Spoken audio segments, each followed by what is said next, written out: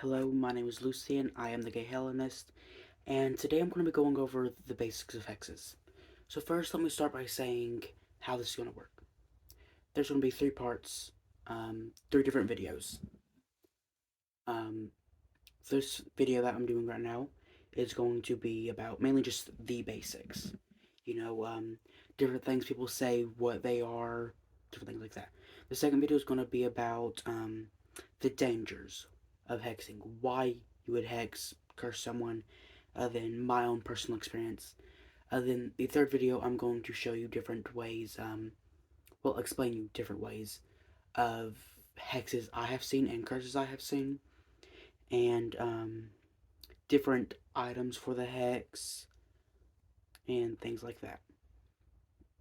So first, let me get started by saying, what exactly is a jinx, a hex, or a curse? I've heard a lot of people say that these are the same thing. They are not. So first, let's start with talking with jinxes. I don't see a lot of people do jinxes. Because why would we need to? Well, if you have a little, just someone's bothering you and not really causing you harm, but just bothering you and you want them to stop, a small jinx could work. I like to think of it as a small jinx, you're grabbing like a tiny, like one of those foam dodgeballs and throwing it at them. It's a small thing of bad luck. Then what is a hex? A hex is a bigger type jinx. As jinxes usually last, it can usually just happen once. Sometimes it can happen twice. It's like a one-time thing. A hex can last a few days, a few weeks, even a few months. We went from these small, squishy dodgeballs to basketballs and footballs. And we're just pretty much throwing at them. Um, with the hex, there's multiple different techniques. Um, you're getting deadly with it, I guess you could say. A hex is usually a type of, I guess in a way, revenge type thing, where if someone has harmed you, you want to throw all that back at them.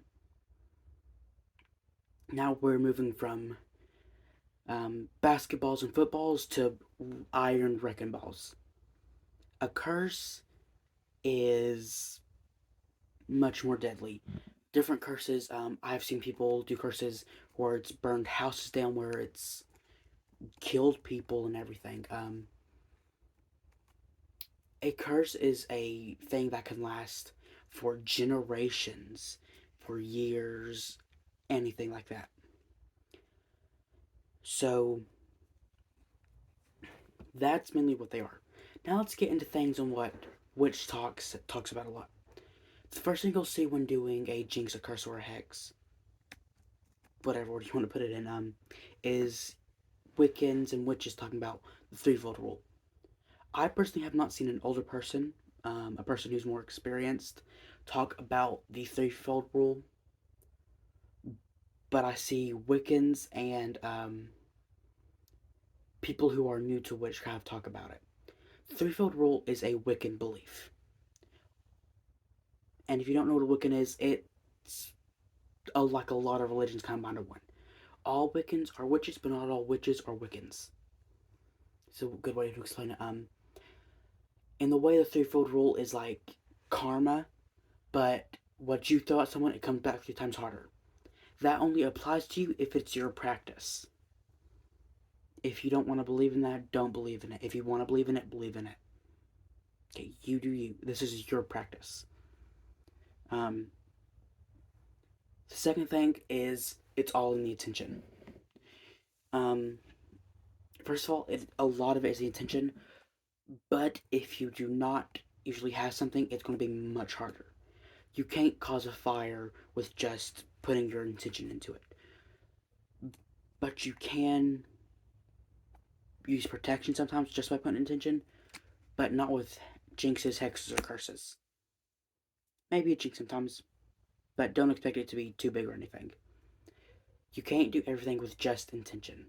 Sometimes you actually have to have a stone or a certain herb or a certain item. Almost everything around you can be used for protection, banishing, hexing in some way. It's just spiritual items within physical items.